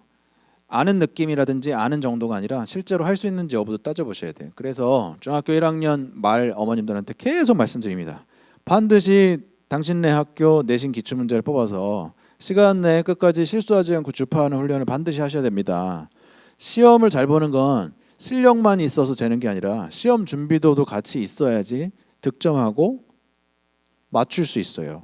근데 사람들은 실력만 있으면 시험을 잘 본다고 생각하는 것 같아요. 시험 준비도를 높이지 않습니다. 할 수 있다까지 하셔야 되고 그 할 수 있는지 여부는 출력 연습을 하셔야 돼요. 예를 들면 제 고등학교 1학년 학생들한테 맨날 물어보는 게 그거거든요. 나머지 정리가 뭐냐고 설명해 보라고. 그거 설명하는 학생 거의 없습니다. 대부분 아이들이 문제만 풀지 기본적인 개념에 대해서 설명 거의 못해요. 개념에 대해서 설명하고 문제 풀이 과정에 대해서 얘기할 수 있고 왜 양변을 같은 수로 나누는지 왜 완전 제곱꼴로 바꾸는지 그 이유에 대해서 설명할 수 있는 정도가 돼야 시험 때 틀리지 않아요. 근데 아이들은 그걸 외우죠. 그래서 시험 때 실수하시는 거예요. 반복 훈련. 여러분 자녀 중학교 와서 내신 시험 준비를 과연 시험 범위 전체에 대해서 몇 번 정도 공부를 하고 시험장에 간다고 생각하십니까? 대부분 잘한다는 애도 2번 정도 시험 범위 반복하고 들어갑니다. 3번 이상 공부하는 애 본 적이 없어요. 그러나 진짜 잘하는 전교급 애들은 고등학교 가서 시험 범위 전체에 대해서 5회도까지도 합니다. 중학생 중에도 잘하는 애들은 3회도까지 하고요. 아이들이 시험 못 보는 거는요. 그럼 어머님들 그런 거 있어요. 학원 선생님이나 과외 선생님한테 그런 최면 걸리시죠. 분명히 내가 가르칠 땐 잘했는데 시험을 왜 못 봤는지 모르겠다고. 아니요. 시험 준비도가 없어서 못 본 거예요. 뭘 잘못 배워서가 아니고. 할 수 있는 수준까지 시험 때 할 수 있는 수준까지 훈련하지 않고 그냥 아는 정도에서 끝나니까 당연히 시험 때 틀리죠. 네. 반복을 하셔야 됩니다. 여러분 아까 도입부 때 설명드렸죠. 애들 시험 공부하는 거 보면 대부분 수학이랑 암기라고. 암기의 생명이 뭐죠? 반복입니다. 그렇죠? 이해되시죠? 그래서 반복 훈련하지 않고 시험 때 득점하기가 어려운 겁니다. 네. 암기라는 코드가 너무 많아서. 그다음에 이해랑 암기 밸런스. 그렇다고 무턱대고 외우기만 하면 장땡이냐? 그렇지가 않죠. 아까 국어 문제에서도 말씀드렸지만 외우기만 한 애들을 위한 함정도 파놓는단 말이에요. 문제 안에서 생각하지 않고 그냥 기계적으로 외워서 답을 쓰면 틀리게도 내는 게 요새 내신 시험이에요. 그리고 앞으로 만약에 수능 정시에서도 내신 반영되는 기조가 만약에 여러 대학으로 퍼지게 되면 학교 선생님들도 좀 더 내신 문제를 더 정교화할 수밖에 없습니다. 그렇죠? 학교 공부 열심히 하셔야 돼요. 그다음에 분석하기. 시험이 끝나면 수학 문제가 틀리면 이걸 왜 틀렸고 어떻게 공부해야 되고 뭘 몰라서 틀린 건지에 대한 분석을 해야 되는데 애들한테 물어보면 대부분 실수라고 그러죠. 그리고 학원 숙제하는 것도 보면 뭐라고 어떻게 하냐면요. 풀다가 모르겠는 건 어떻게 하냐고 물어봐요. 문제집 풀다가 모르겠는 건 어떻게 하냐고 그랬더니 학원 다니고 있으니까 별표 치고 질문은 돼요. 그냥. 적어도 질문을 하려면 그 문제의 해답을 참고해서 풀이 과정을 최대한 이해하려고 노력해보고 이걸 어떻게 발상하는지 이 과정을 어떻게 생각하는지 고민해보고 도저히 모르겠는 파트를 명확하게 지정해서 질문을 해야 좋은 질문이 됩니다. 여기서 왜 완전 제곱꼴로 바꾸는지 모르겠다, 왜 경우를 나눠서 푸는지 모르겠다를 질문해야 되는 거예요. 근데 애들은 그냥 별표 치고 풀어주세요 이렇게 하죠. 강사가 풀어줘 봤자 결국 그건 내 실력은 안 되는 거죠. 이해되세요? 그래서 문제에 대한 분석도 많이 하셔야 됩니다. 아까 말씀드렸다시피 다시 한번 반복드리지만 우리 아이가 진학을 생각하는 학교들의 내신 문제 패턴도 살펴보셔야 돼요. 그래야 어디로 가는 게 좋을지 고민할 수 있습니다. 시험에서 왜 망했을까? 대부분 이래도 벼락치기. 그렇죠? 중학교 때는 통해요. 그 고등학교 때 또 하다가 망하죠. 중학교 때부터 반복해서 공부하는 습관을 들여야 됩니다. 반복을 할 수 있으려면 뭘 해야 될까요? 계획을 짜야지 반복할 수 있어요. 암기만 돼가지고 기계적으로 답 그냥 즉흥적으로 쓰다가 틀리는 경우, 또 제한 시간 내에 대한 시험 준비도 훈련하지 않고 열심히 공부하면 잘 될 거야 라고 믿다가 틀린. 이거 지금 중학교 1학년 2학까지만 첫째를 키우신 어머님들은 공감 안 될 수 있어요. 중학교 2학년 때 한번 학교 시험 보세요. 이게 여러분 닥쳐올 현실입니다. 첫째가 내년에 중학교 2학년 되신 어머님들은 성적표 받기 전에 매트리스 집에다 많이 깔아놓으세요. 혈압 올라 쓰러져요.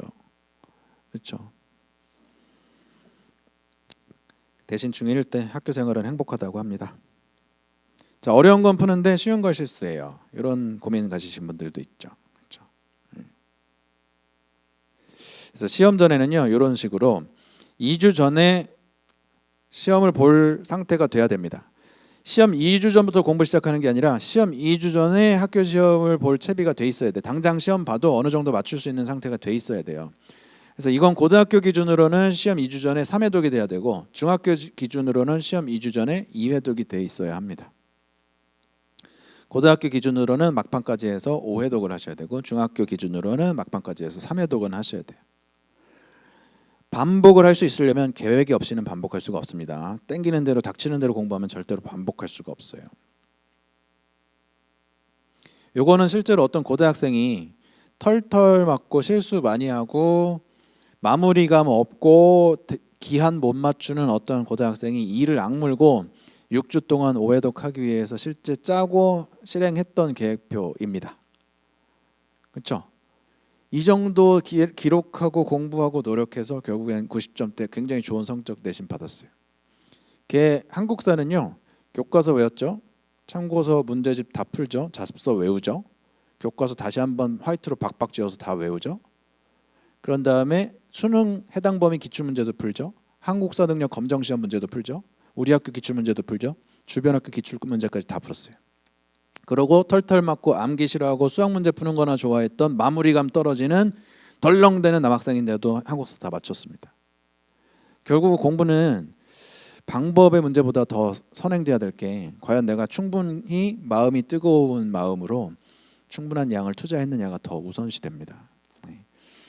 어머님들 상담 오셨을 때 제일 많이 하시는 얘기 중에 하나가, 특히 중1 어머님들이 그 얘기 많이 하세요. 아이가 아직 공부하는 방법을 모르는 것 같다고.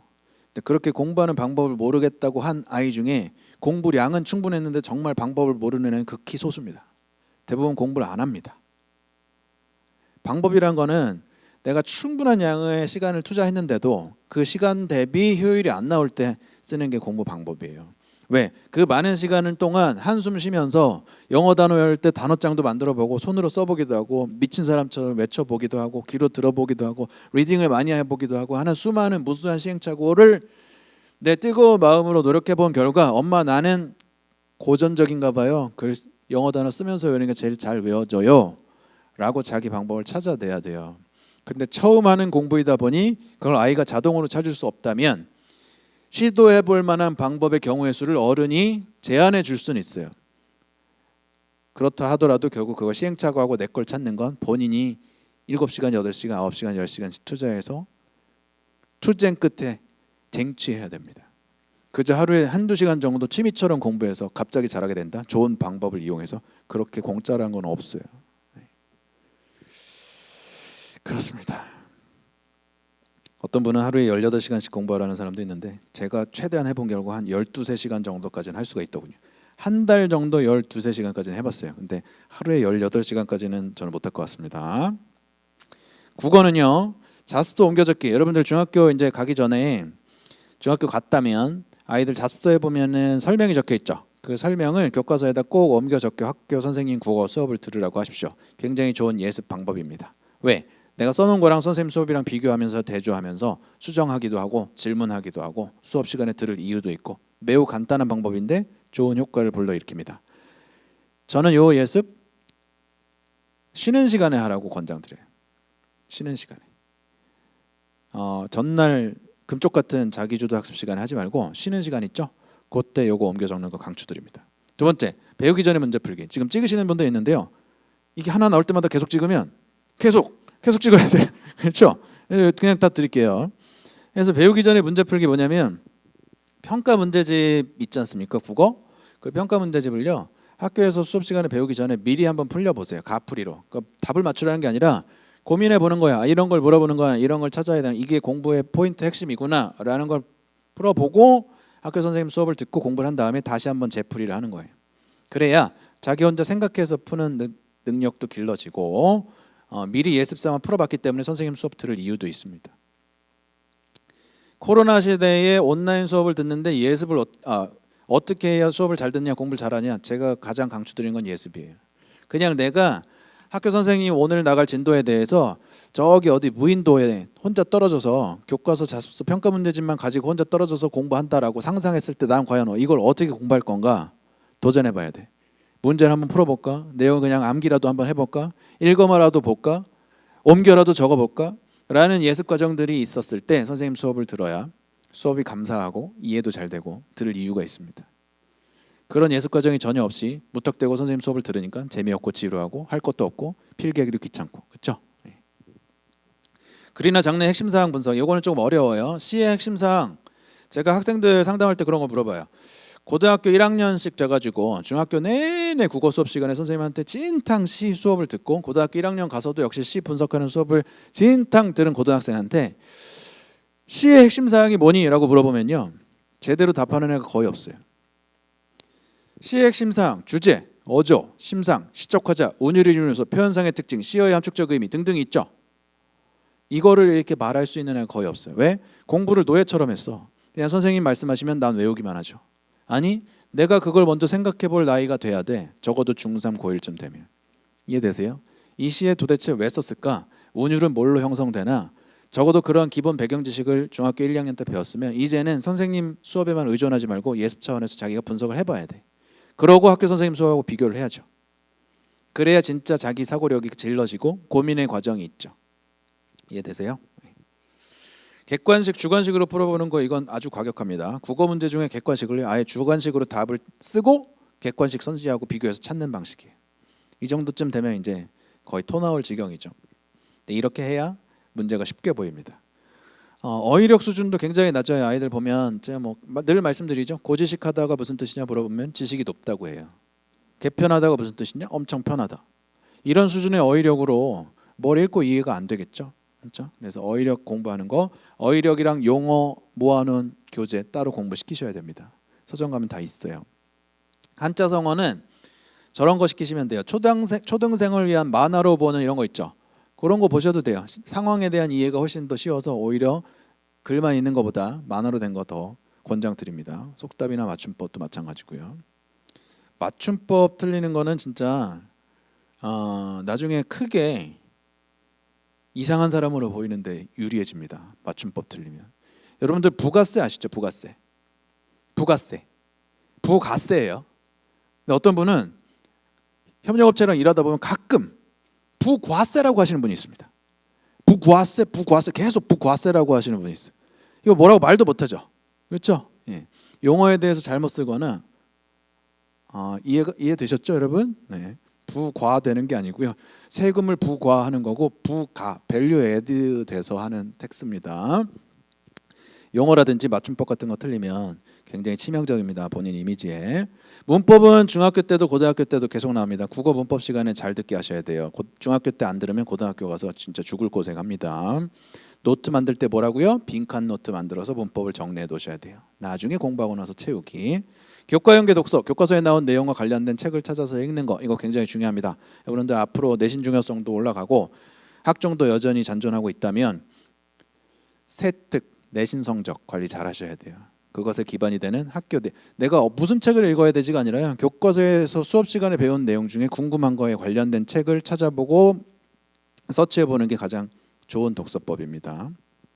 그다음에 오답 이유 정답 이유. 국어는 꼭 틀린 선지에 대해서 왜 틀렸고 맞는 선지가 왜 맞는지를 언어적으로 서술하고 뒤에 있는 해설지랑 비교하는 훈련을 해야 나도 해설자처럼 출제자의 의도에 맞추는 생각을 할 수 있습니다. 왜 나만 이상하게 생각을 하느냐? 왜 나만 사고력이 떨어지느냐? 그런 노력을 해야만 채울 수 있어요. 이거는 좀 생략하고. 그다음에 남학생 아들 두신 분들 조심하실게요. 저기 파란 글씨로 되어 있는 거 아들들이 안 하는 데입니다. 첫 번째는요. 학습 활동 무시합니다. 그냥 점프해요. 학습 활동 공부시키셔야 되고. 그다음에 주관식 서술형은 작성 조건이나 채점 기준이 다 뒤에 나와 있거든요. 그거 참고해서 원하는 데 맞춰서 써드려야 됩니다. 여러분들 자녀분들이 나중에 대학 가서도 그렇고요. 그 이후에 어떤 서술형 시험 볼 때 제일 중요한 거는요. 내가 하고 싶은 얘기를 쓰면 안 돼요. 채점하는 사람이 원하는 걸 써드려야 됩니다. 그래서 그런 시험 볼 땐 제일 먼저 중요한 게 1분 정도 이거 출제한 사람이 뭘 원했을까를 생각하고 목차 잡고 글을 써야 돼요. 프린트 같은 거 남자애들 있나요? 없죠. 안 받았다 그랬죠. 그래서 프린트 같은 것도 모아 놓으려면 아들만 두신 분은 아예 그 클리어 파일 같은 거를 학기 초에 20개씩 사서 뭐 학교에서 받아오면 거기다가 넣는 훈련 많이 시켜주셔야 돼요. 안 그러면 막 쑤셔 박다가 다 없어집니다. 프린트 같은 것도 우리 반 선생님 수업 내용, 다른 반에 들어가는 다른 선생님 수업 내용까지 다 모아가지고 단거나 해서 공부하는 애들이 뭐 어디 가요? 의대 가더군요. 우리 반 선생님이 준 프린트도 없는 애들은 어떻게 하겠어요, 그렇죠? 다른 반 선생님 수업까지 단거나해서 공부하는 애도 있는데 우리 반 프린트도 안 받은 게 없어진다면 과연 우리는 그렇죠? 예. 지능을 탓할 문제인가요? 아니죠. 태도를 탓할 문제. 태도. 네. 삶에 대한 태도의 문제예요. 지능은 그 다음입니다. 그다음에 평가 문제 맨땅에 헤딩 풀이가 아까 설명드렸죠. 미리 풀어보고 공부하고 나서 다시 재풀이 해보는 방식 진짜 권장드립니다. 그래야 자기 생각하는 힘이 길러져요. 오답 이유 정답 이유도 꼭 머릿속으로만 대충 생각하는 게 아니라 언어화해서 글로 정확하게 쓰고 해설이랑 비교를 해야 해설지처럼 생각하는 힘이 길러져요.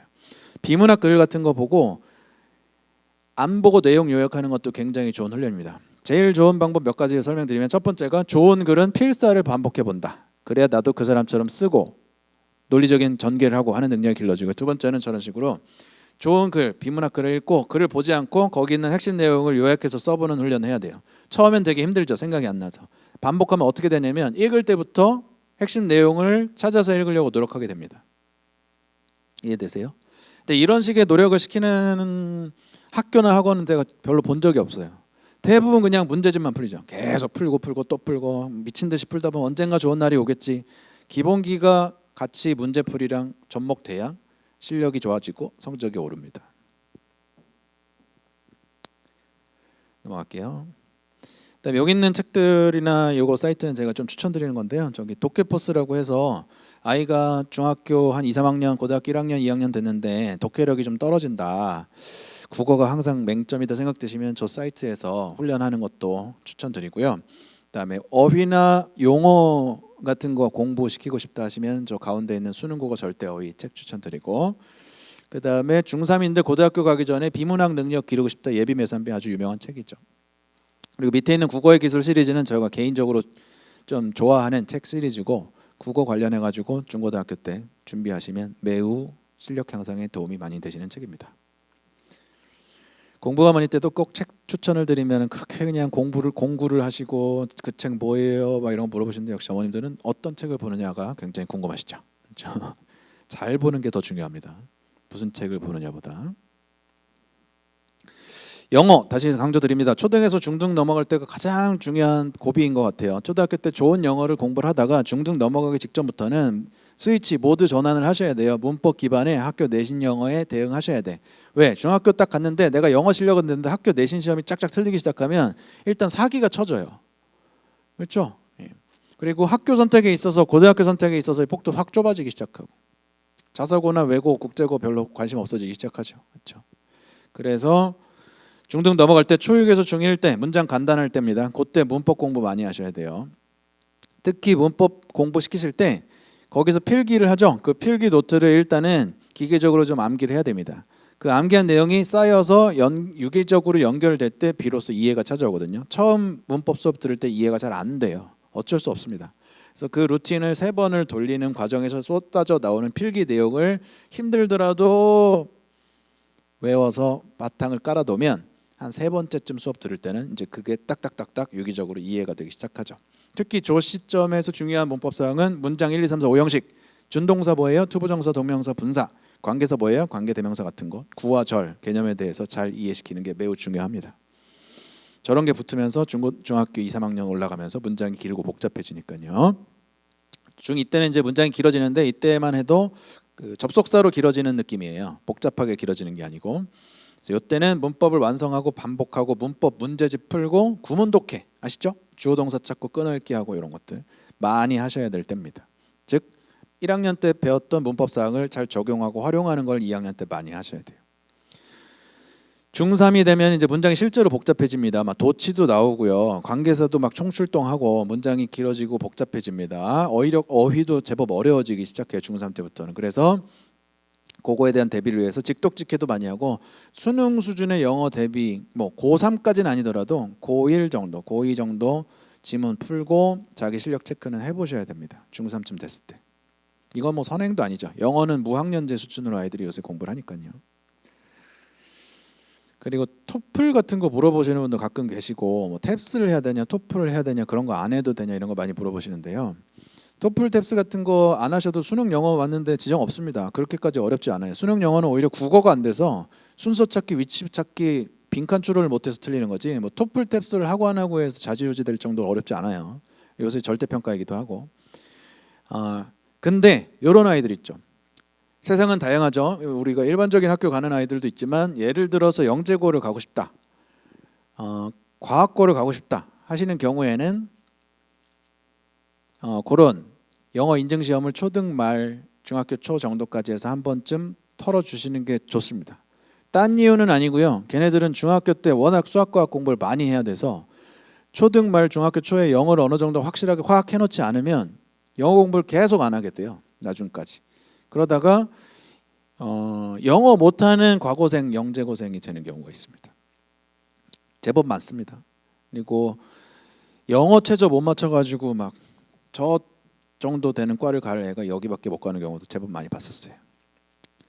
그래서 그런 경우에는 뭐 토플 시험 같은 거 일부러 활용해가지고 영어 공부에 드라이브를 걸어주는데 활용하시는 어머님들도 많이 있긴 합니다. 그런 경우 아니라면 일반적인 학교 가서 수능 영어, 내신 영어를 지향한다면 굳이 그렇게까지는 안 하셔도 할 거 충분히 많습니다. 설명드렸고요. 그다음에 영어는 이렇게 모비딕이라는 사이트나 이그젠4유 사이트에서 우리 학교 시험 문제 혹은 우리 학교 교과서 출판사 기반의 자료 문제 같은 거 많이 풀어보고 중학교 2학년 내신 시험 꼭 보시기를 다시 한번 강조드립니다. 영어 과외 선생이나 학원 선생님들도 저 사이트 이그젠4유에서 많이 다운받았습니다. 그다음에 교과서 본문과 프린트물 내용 같은 거 학교에서 준 게 있으면요 꼭 화이트로 지워가지고 써보는 훈련 많이 하시고, 더 세게 하고 싶으시면은 자습서에 보면 한글 해석 써 있죠. 그 한글 해석만 보고 100% 자기가 작문을 해봐요. 이해되세요? 라이팅을 해보고 그 라이팅 한 거랑 교과서의 원래 지문 원문하고 비교하면서 나는 요걸 이런 표현으로 작문해봤는데 교과서에는 어떤 표현으로 글이 써져 있는지 원문하고 비교하는 식으로 공부하는 것도 재밌습니다. 보캐블러리는 영영풀이 꼭 보고 영단어 유추하시는 식으로 공부시키셔야 돼요. 풀이를 보고 이 영단어가 뭘까 이렇게 유추하는 거 좋고요. 자습서에 보면 구문의 해설이 있죠. 애들 문법 해설되어 있는 거거든요. 그 문법 해설 남자애들 특히 안 공부해요. 꼭 공부시키셔야 됩니다. 문법 문제는 3번이 틀렸어요. 왜 3번이 틀렸고 어떻게 써야 고쳐 써야 맞는지까지 물어보셔야 됩니다. 아까 보셨지만 중학교 때 어법상 틀린 걸 골라라 정도에서 끝나겠지만 고등학교 가면 그걸 고쳐 쓰시오까지 주관식으로 나온단 말이에요. 중학교 때부터 정확하게 알아야 돼요. 틀린 것만 체크하지 말고. 그 다음에 영어 단어 암기를 힘들어해요라는 경우라면 저거 설명드릴게요. 단어는 말로도 외우고 글로 테스트. 눈으로만 말로만 외우고 글로 테스트도 하고요. 뜻을 외우고 문장 해석도 시켜보고 글로 외우고 말로 테스트. 그렇죠? 손으로 쓰게 한 다음에 말로 테스트도 하고 문장 빈칸을 완성도 시켜보고 라이팅도 해보고 번역도 시켜서 옛날에 우리 때는 왜 눈으로 보고 귀로 듣고 손으로 쓰고 말해요라고 그랬잖아요. 그게 아니고 요새 애들은 오감을 동원하는 게 아니라 저렇게 방법적으로 여러 가지 크로스로 해서 공부를 시키시는 게 훨씬 더 좋습니다. 예. 그다음에 한국어 뜻을 알 거라고 방심하시면 안 돼요. 퍼니시먼트 무슨 뜻이니? 처벌이요. 처벌은 무슨 뜻이야? 그걸 몰라요. 알 것 같죠? 모르는 경우 상당히 많습니다. 한국말 뜻을 모르는 경우가 많다고요. 그래서 영어 단어 공부시키실 때 한국말 뜻도 꼭 물어보셔야 돼요. 특히 중고등학교로 갈수록 추상적인 뜻의 영어 단어를 많이 배우니까 그에 해당되는 한국말 뜻도 정확하게 알고 있어야 돼요. 그렇죠? 넘어갈게요.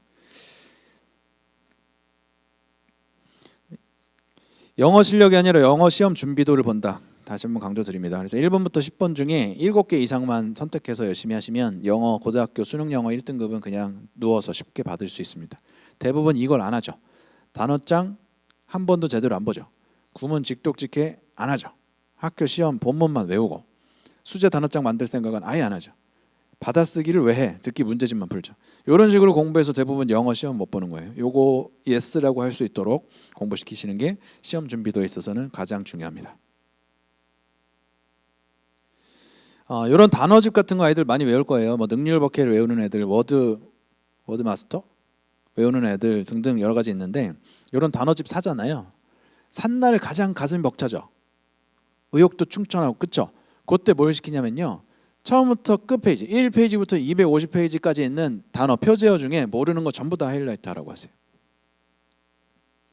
그럼 일단 이래독했죠.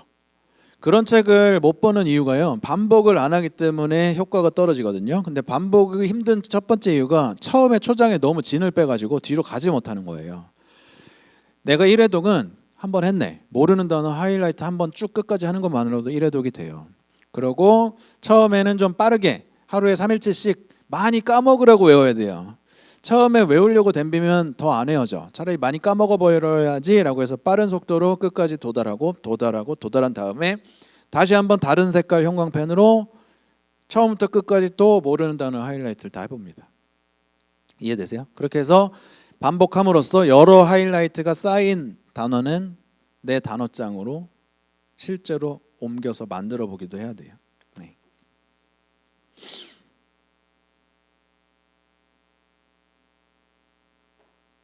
이건 다 설명드린 거고요. 방금 영어 단어장 만드는 건데요. 왼쪽처럼 보통 만들어요. 영어 단어 한글뜻, 영어 단어 한글뜻 이렇게 만들죠. 노란 종이처럼 만들죠. 그러지 마시고 오른쪽처럼 영어 단어 하나 크게 앞면에다 쓰시고 뒷면에다가 관련 정보를 다 쓰세요. 저 관련 정보는 어디서 찾나요? 네이버 같은 데 검색하시면 저렇게 좋은 정보들 다 정리되어 있습니다. 그렇죠?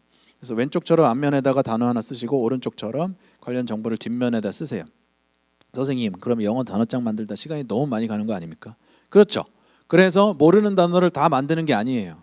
의미심장한 단어만 만듭니다. 예를 들어서 suggest, 제안하다죠. 암시한다는 뜻도 있어요. exercise, 운동하다 연습하다죠. 권한을 행사한다는 희한한 뜻이 있습니다. 실제로 수능에도 이 뜻으로 나오기도 했고 그런 식으로 뭔가 시험에서 나올 것 같은 어떤 의미심장함이 있는 단어만 잘 안 외워질 때 저렇게 단어장으로 모으시라 이런 얘기입니다. 이렇게 한글뜻, 영영풀이, 품사, 뭐 명사, 형용사, 부사, 과거, 과거분사, 뭐 예문, 동의어, 유의어, 반의어, 기타 등등 이런 것들을 다 한번 이건 엑스퍼다이트라는 단어를 가지고 실제로 찾아서 써본 거예요. 네이버에서.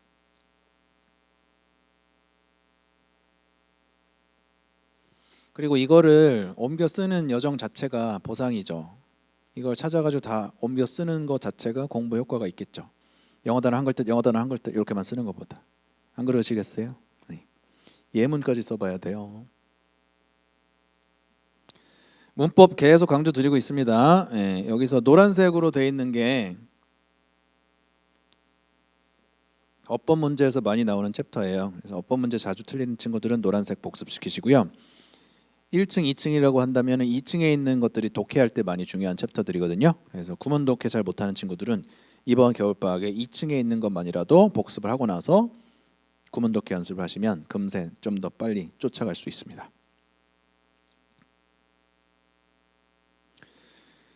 이건 넘어가고 문법 공부하는 순서인데요. 1번 한국식 강의 수강하고 복습해야 됩니다. 저거 보통 초등학교 말 중학교 초에 많이 하시는 과정이에요. 그다음에 2번 반복하는 거죠. 그 반복 과정에서 뭐가 필요하다고? 필기 노트에 대한 암기가 필요합니다. 그 암기를 안 하고 그냥 수업만 계속 반복하니까는 문법이 안 되는 거예요. 3번은 이제 어법 문제집 풀고 구문 독해 연습하죠. 중학교 2학년 때 많이 하시라 그랬죠. 그다음에 모르는 거 찾아가지고 다시 한번 보완하고 챕터 발췌해서 복습하고 어법 문제집 많이 풀고 구문 독해 끊어읽기 한 다음에 직독직해까지 가면 됩니다.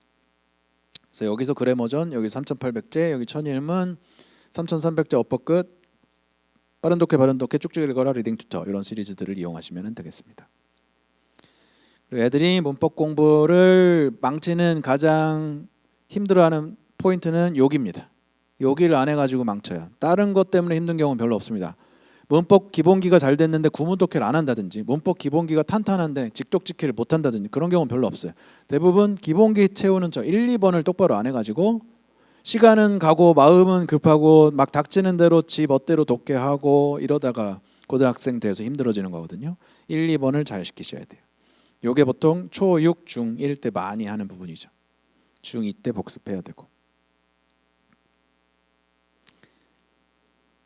그다음에 아까 설명드렸죠. 빈칸 추론 순서 맞추기 위치 찾기 같은 문제를 고등학교 때 틀리는 아이들은요. 대부분 맥락을 못 잡는 거기 때문에 저는 이거 많이 추천드립니다. 어려운 지문, 읽었을 때 뭔 말인지 멍한 영어 지문은 번역하고 나서 해설지랑 비교하면 공부 진짜 많이 됩니다. 번역한 거랑 뒤에는 해설지랑 비교하면서 내가 잘못 번역하거나 모르는 단어 뜻이거나 문장 구조 제대로 못 본 것들을 다시 공부하는 게 공부 효과가 굉장히 커요. 모르는 단어도 찾을 수 있죠. 마음대로 독해하는 것도 방지되죠. 맥락 파악하는 힘도 길러지고 비문학 독해력까지 늡니다. 왜? 번역된 지문이 말이 되게 써야 되거든요. 수학은 개념 같은 경우 구술 테스트 꼭 해보셔야 돼요. 엄마한테 지수르고 이 계산하는 공식을 다 얘기해 볼 수 있겠냐, 인수분해 공식에 대해 설명할 수 있겠냐, 분수를 사칙연산하는 방법을 얘기해 줄 수 있겠냐, 그게 구술 테스트죠. 또 실전처럼 시간 제한하고 꼭 훈련하셔야 돼요. 이거 안 해가지고 맨날 시간 부족한다든지 실수 많이 합니다. 답 보는 법을 정확하게 가르쳐주는 것도 방법이에요. 뭐냐면 답을 그냥 무조건 보지 않고 우격다짐으로 계속 끙끙대고 공부하는 것만이 능사가 아닌 시대가 됐습니다. 왜? 좋은 문제집이 굉장히 너무 많이 늘어났고 그걸 다 할 수가 없어요. 그리고 아이들 공부할 시간은 점점 부족하고 학교에서 수행평가, 과제 제출이다 뭐다 시키는 것도 되게 많고 그래서 같은 시간 효율적으로 쓰려면 차라리 답을 정확하게 활용하는 방법을 가르쳐주는 게 더 맞는 시대가 됐어요. 우리 때처럼 뭐 정석책 붙들고 늘어진다고 해서 능사가 아닙니다.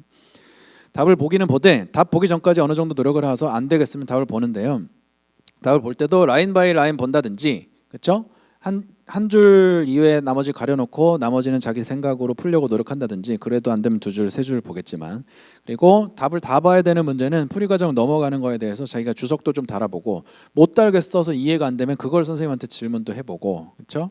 답을 차라리 활용하는 법을 알려주는 게 더 좋습니다. 확인 적용 문제는 같은 문제집을 여러 번 푸셔야 되겠고요. 활용 응용 문제는 다른 문제집에서 발췌해서 푸셔야 돼요. 즉 아이가 쉬운 문제인데 실수를 많이 한다 그러면 차라리 문제집 하나를 반복해서 풀어보는 게 훨씬 더 낫습니다. 쉬운 문제를. 하지만 고난도 문제에서 배점 높은 거에서 틀린다 하시면 문제집 여러 개를 써서 걔가 틀린 거하고 비슷하게 보이는 걸 다 긁어내야 돼요. 모아서 풀어야 능력이 올라갑니다. 이게 뭐냐면 초등학교 때 보면 뭐 물 붓는 문제다 하면 물 붓는 문제만 계속 나와가지고 물 붓는 거에 익숙해져야 되는데 중학교 가시면 물 부었다가 운동장 지었다가 유형이 계속 바뀌면서 문제집이 진행됩니다. 그러니까 똑똑한 애야 다양한 유형이 막 반복돼도 자기가 습득을 하겠지만 보통의 머리면 이 유형 문제만 여러 번 풀어야 숙지가 될 텐데 그렇게 문제집이 안 써져 있죠.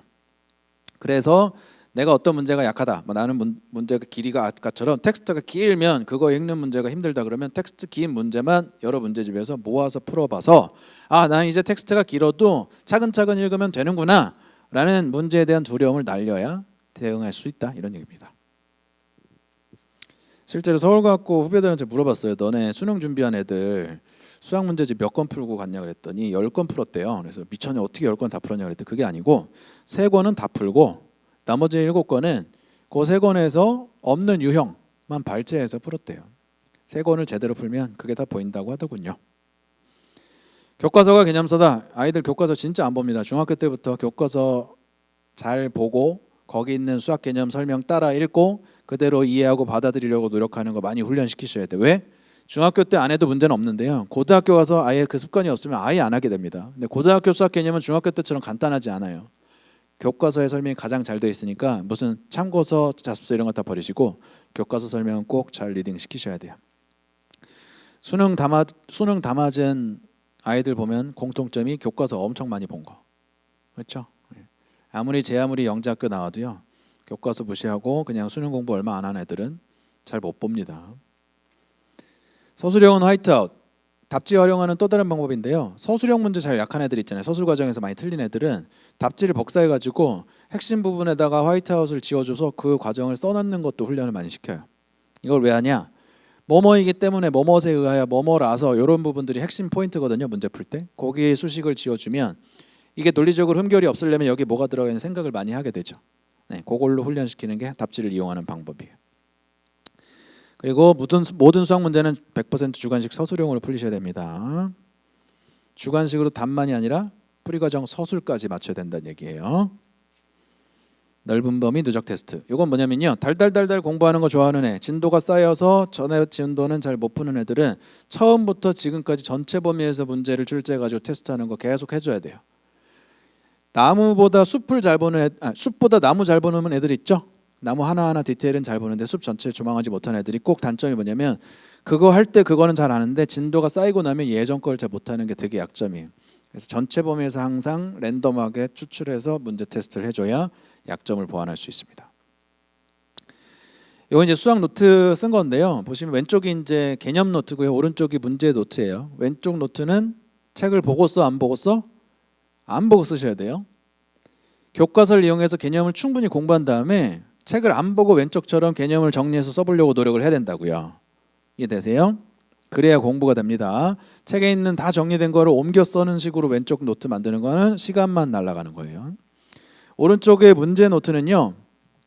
개념풀이 노트는 반드시 개념의 챕터별로 문제를 모아야 됩니다. 예를 들면 나는 뭐 수열급수에서 틀렸다. 수열급수 페이지에다가 많이 모아놔야 돼요.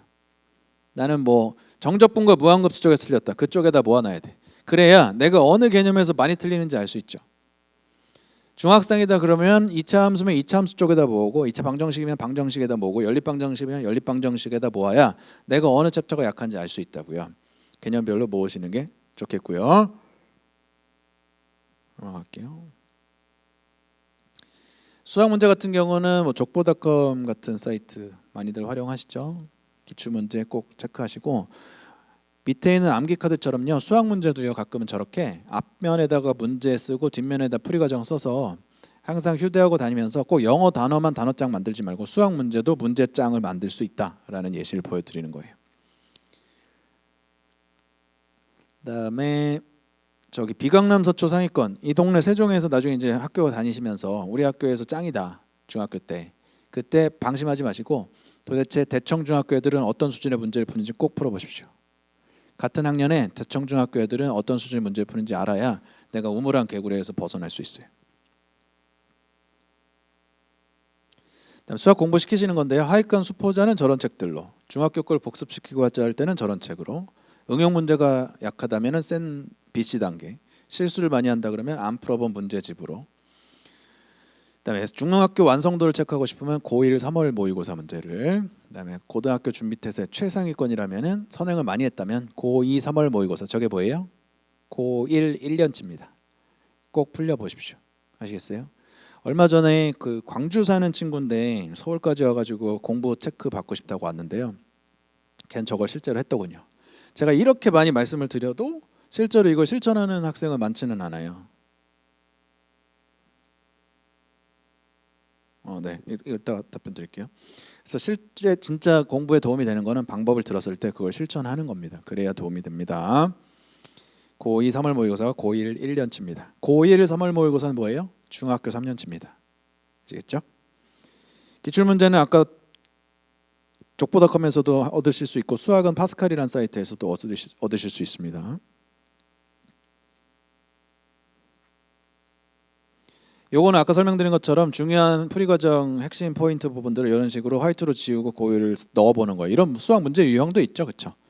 그래서 뭐뭐이므로 여기가 항상 포인트예요. 뭐뭐이기 때문에 이해되세요? 네, 그런 데를 지워줘서 문장 서술형 과정의 논리적인 흐름을 이해할 수 있도록 공부시키시는 겁니다. 오답 노트 쓰는 건데요. 애들 오답 노트 쓰라고 하면은 문제하고 맞는 풀이만 쓰죠. 더 중요한 게 뭐냐면 틀린 풀이도 쓰는 거예요. 내가 어떻게 풀어서 틀렸나, 또 틀린 이유도 써야 됩니다.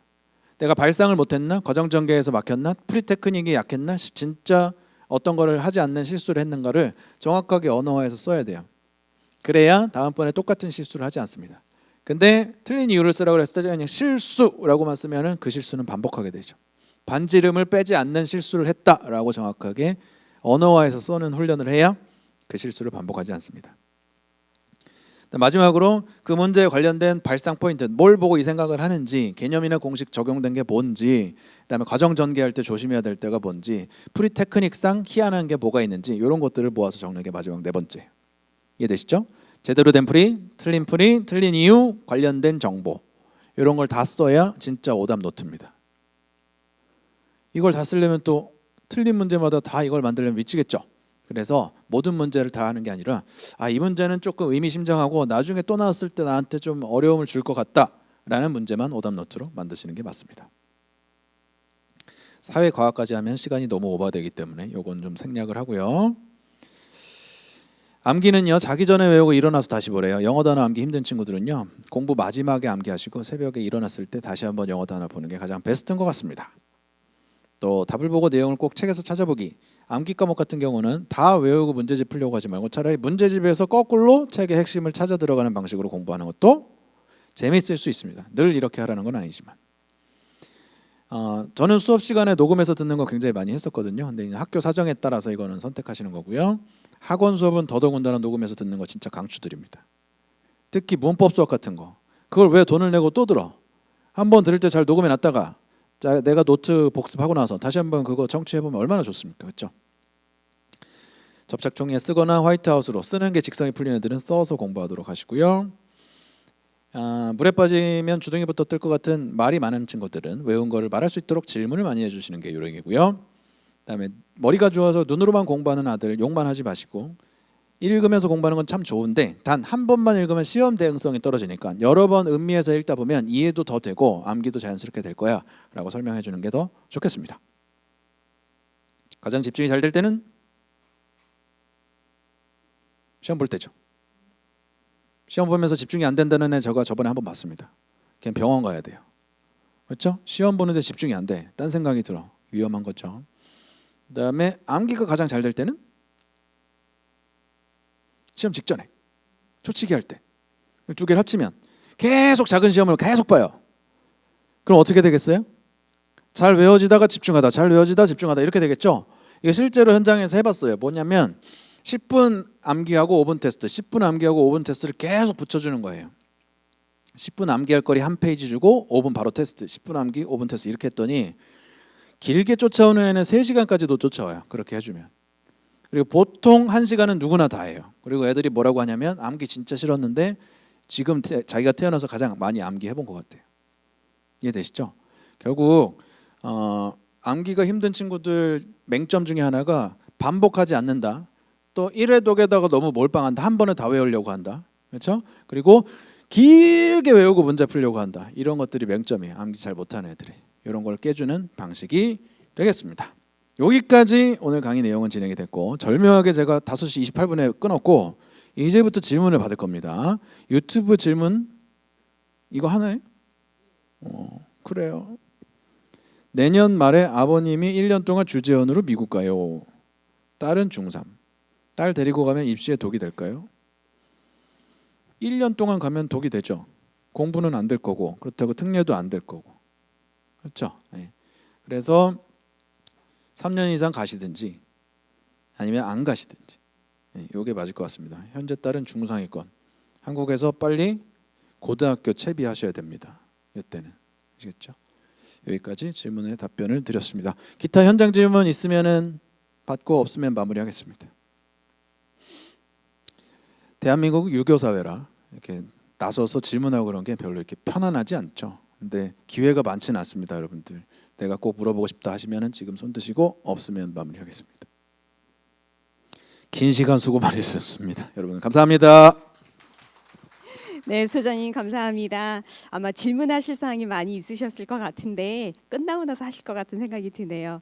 오늘 강연은 이렇게 마치고요. 다음 주에는 저희 시민과 함께하는 스마트 시티에 대한 강연이 있으니까요. 다음 주에 또 뵙겠습니다. 감사합니다.